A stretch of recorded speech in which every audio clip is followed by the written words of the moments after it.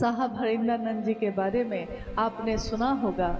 शिव के शिष्य साहब हरिंद्रानंद जी, उनकी सहधर्मनी माँ नीलमानंद साहब हरिंद्रानंद जी, जिन्होंने शिव शिष्यता का बिगुल बजाया है, फूका है इस धरती पे। उस समय के बिहार राज्य के सिवान नामक जिला में अमलोरी गांव है, वहां उनका जन्म हुआ 31 अक्टूबर 1948 को। दिन था दीपावली का। तुरंत भारत देश आजाद हुआ था। सन 1947 में देश आजाद हुआ और उसके अगले वर्ष एक बालक का जन्म हुआ अमलोरी गांव में। बालक का नाम उनके पिता और माँ ने हरिंद्रानंद रखा। बचपन से ही उनकी जो प्रवृत्ति थी, और बच्चे कबड्डी खेलते, गुल्ली डंडा खेलते, और साहब हरिंद्रानंद जी आंखें मूंद कर बैठ जाते और अपने साथ के बच्चों से कहते कि देखो, मैं अभी सोने का जहाज मंगाऊंगा, आंख बंद करके सब बैठो। सब बैठकर ये विश्वास करते कि हाँ, ये जो मेरा मित्र है अभी तंत्र और मंत्र से सोना का जहाज मंगा लेगा। इस तरह की बाल सुलभ चीजें, लेकिन जिसमें गहरा रहस्य छुपा था, इस तरह की क्रियाएं, इस तरह के खेल बचपन से ही उनके द्वारा शुरू थे। 12 वर्ष की आयु में उनके जीवन में एक घटना हुई। घटना ये हुई कि उनके घर में एक व्यक्ति आए। लोगों ने बताया कि ये शिक्षक हैं। साहब हरिंद्रानंद जी के पिताजी उस समय शिक्षा विभाग के डायरेक्टर के रूप में बिहार राज्य में पदस्थापित थे, और स्वाभाविक है कि जिसके घर में पढ़ाई का माहौल होगा वो चाहेगा कि उसका बच्चा भी पढ़ लिख कर बड़ा आदमी बने। उनका जो बचपन था उसमें उनके पिता सोचते थे कि मेरा बेटा पढ़ेगा, लिखेगा और बहुत बड़ा पदाधिकारी बनेगा। हर माँ बाप की यही इच्छा होती है। कोई नहीं जानता भविष्य में क्या छिपा है। 12 वर्ष की आयु में एक घटना जो उन्होंने देखी, उन्होंने देखा कि एक व्यक्ति आया है मेरे पिता से मिलने। लोगों ने बताया कि ये जो है शिक्षक हैं और अब से आपको पढ़ाने का काम करेंगे, शाम के शाम आपको इनसे पढ़ाई करनी है। तो पहले तो इनको थोड़ा बुरा लगा कि एक मास्टर अब घर में ही रहेंगे और दिन रात पढ़ाएंगे। तब तक वो मास्टर साहब जो वहाँ बैठे थे, उन्होंने उस बच्चे से, साहब हरिंद्रानंद जी जो 12 साल के थे, उनसे कहा कि बाबू एक खरीका लाइए। बाबू यानी बच्चे को कहते हैं। खरीका मांगा उन्होंने, जिससे दांत साफ करते हैं हम जब खाना खाते हैं। तो हमारे गांव और देहात में उस समय सामान्यतः लोग नीम के दातुन का या नीम के खरीके का प्रयोग करते थे, लेकिन साहब हरिंद्रानंद जी को लगा कि ये आदमी मुझसे खरीका मांगता है।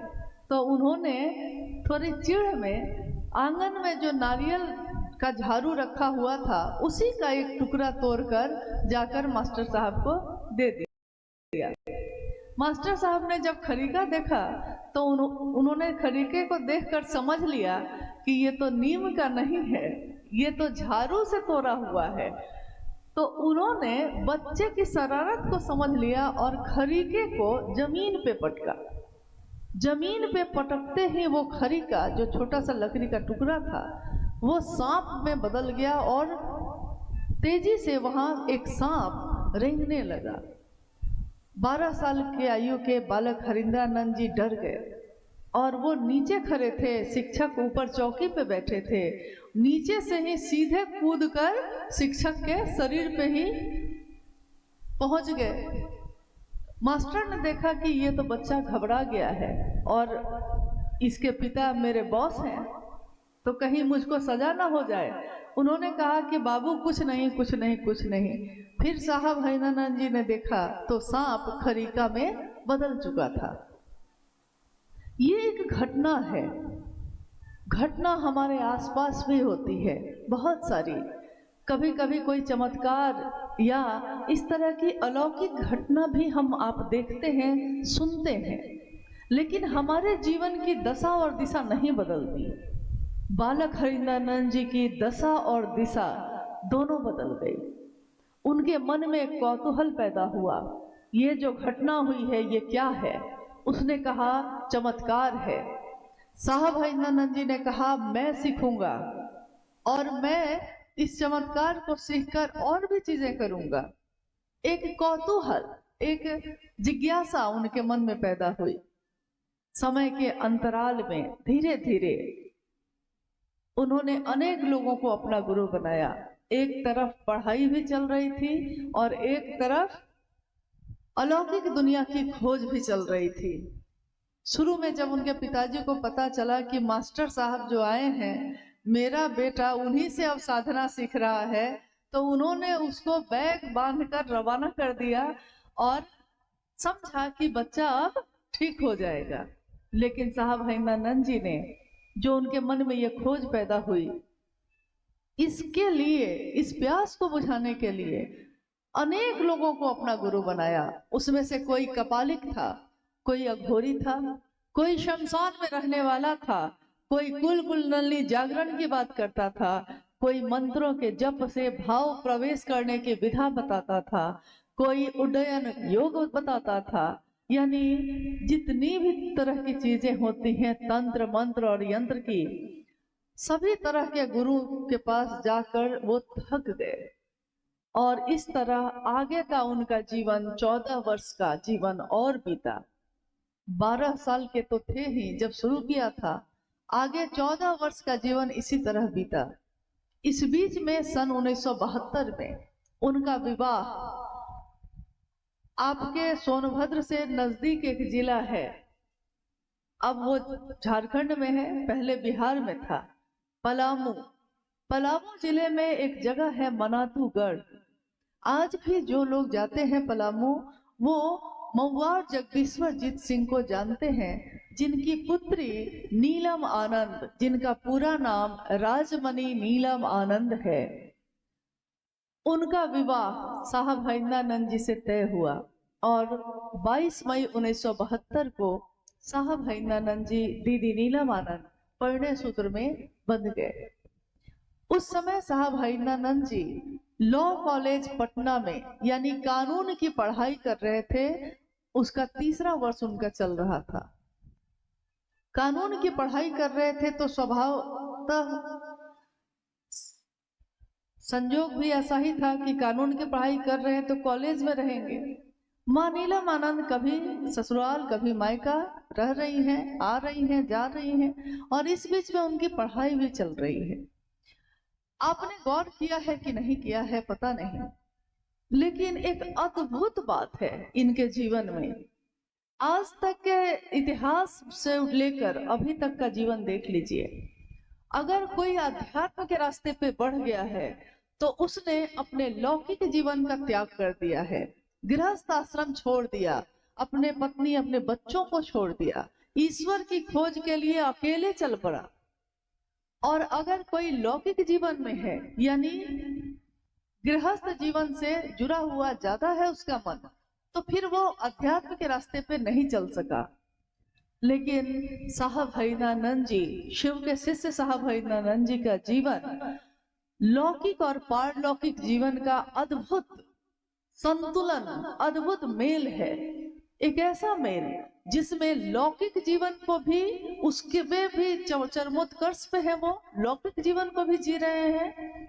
लॉ करते करते 1974 में जब वो आरा, उस समय बक्सर और आरा एक ही था, आरा भोजपुर, आरा का एक शमशान भूमि है गांगी शमशान। तो दिन में वो पटना में लॉ की पढ़ाई करते थे और शाम की ट्रेन पकड़कर आरा आते, रात में शमशान साधना करते, सुबह की ट्रेन पकड़कर फिर पटना और दिन में कानून की पढ़ाई। इस तरह उनका जीवन उस समय का बीत रहा था। उसी बीच चारों तरफ से निराश और हताश उनके मन ने एक घटना जो उनके जीवन में घटी, उनके मन में घटी। घटना ये हुई कि आधी रात का समय था, शमशान की भूमि में बैठे शमशान साधना करते हरिंद्रानंद जी के मन में एक विचार ने प्रवेश किया। विचार, हमारे आपके मन में भी बहुत तरह के विचार आते हैं। अगर हम उस विचार पे ठहर जाते हैं तो काम कर लेते हैं, और अगर विचार आया लेकिन टूट गया तो फिर उस पे हम कोई काम नहीं कर सकते। विचार आता है कि घर बनाएंगे, अगर खड़े रह गए तो घर बन जाता है। विचार आया, किसी ने कहा कहाँ से बनाएंगे, तो विचार टूट गया। उसी तरह उस दिन उनके मन में एक विचार आया। उन्होंने अपने जीवन को देखा, सोचा मन में, मैंने क्या पाया, इतने लोगों को अपना गुरु बनाया, कुछ भी नहीं पाया, जीवन की प्यास नहीं बुझी, आखिर अब क्या करूं, किसके पास जाऊं। जब सारे सहारे छूट जाते हैं तो कहते हैं तिनके का सहारा भी सहारा होता है।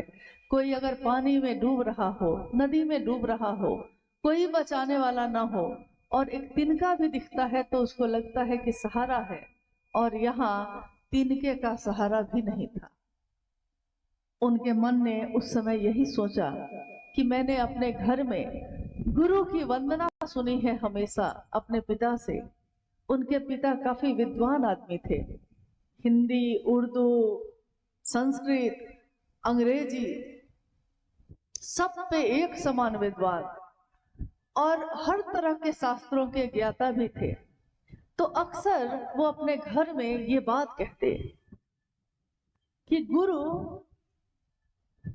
की जो वंदना होती है उसमें हमारे शास्त्रों में ये सबसे सुंदर वंदना है, गुरुर ब्रह्मा गुरुर विष्णु गुरुर देवो महेश्वर गुरु साक्षात पर ब्रह्म तस्मै श्री गुरुवे नमः। गुरु में ब्रह्मानी शक्ति होती है, गुरु में वैष्णवी शक्ति होती है, और गुरु में रुद्रानी शक्ति होती है। इन तीनों शक्तियों को धारित करने वाले को गुरु कहते हैं। साहब हरिंद्रानंद जी ने उसकी अगली पंक्ति को सोचा। अगली पंक्ति ये थी कि गुरु ब्रह्मानी शक्ति तो होती है, वैष्णवी भी होती है, रुद्रानी भी होती है, लेकिन वो साक्षात पर ब्रह्म स्वरूप भी होते हैं, साक्षात ईश्वर का रूप होते हैं। साहब हरिंद्रानंद जी ने सोचा कि जब गुरु भगवान होते हैं, वो भगवान ही गुरु क्यों नहीं है।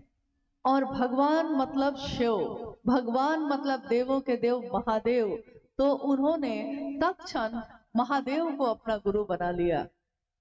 ये घटना है नवंबर महीने की सन 1974 में जो घटित हुई।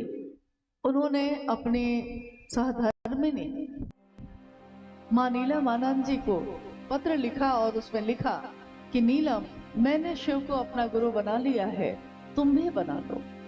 माँ नीलम आनंद जी को जब ये पत्र मिला, उनके मन को एक ठहराव, एक सुकून, एक शांति का एहसास हुआ। उन्होंने सोचा कि आखिर मेरे पति को कहीं ठौर तो मिला, कहीं एक जगह आकर वो रुक तो गए। यहाँ गुरु शरीर में नहीं है। देखिए, अभी हम लोग के लिए इस प्रश्न पे, इस बात पे बात करना कितना जरूरी है कि जब कोई शरीर में ना हो तो मन से कैसे मिला जाता है। महादेव कण कण में है, लेकिन क्या कण कण में जो महादेव हैं उनको हम इन आंखों से देख सकते हैं? अगर हम देखना भी चाहें तो नहीं देख सकते। अगर वो शरीर में ना आए, अगर वो हमारी ज्ञानेंद्रियों के करीब ना आए, तो ना तो हम उनको सुन सकते हैं, ना तो उनको देख सकते हैं, ना उनको जान सकते हैं। और ये घटना जो हुई, इसमें शिव की ऊर्जा का संचरण, गुरु की ऊर्जा का संचरण एक मानव के तन में हुआ। एक इंसान, एक मनुष्य, कहते हैं कि वही जो अंश है मनुष्य में, अगर जीव में आता है तो जीवात्मा कहते हैं, और जब परम सत्ता में होता है तो परमात्मा कहते हैं। परमात्मा का वही संचरण, वही अंश उस दिन साहब हरिंद्रानंद जी के मन में प्रवेश करता है, और तत्क्षण वो शिव को अपना गुरु बनाते हैं। लौटते हैं। घटनाएं लंबी हैं, बातें बहुत लंबी हैं, जीवन है पूरा और समय है बहुत कम। तो इतने कम समय में हर बात को तो नहीं बताया जा सकता। मूल बात यही है कि साहब हरिंद्रानंद जी ने जिस शिव को अपना गुरु बनाया और उनका शिष्य बनकर अपने जीवन में जो अनुभूत किया, उन्होंने इस बात को जगत के लोगों में बांटा।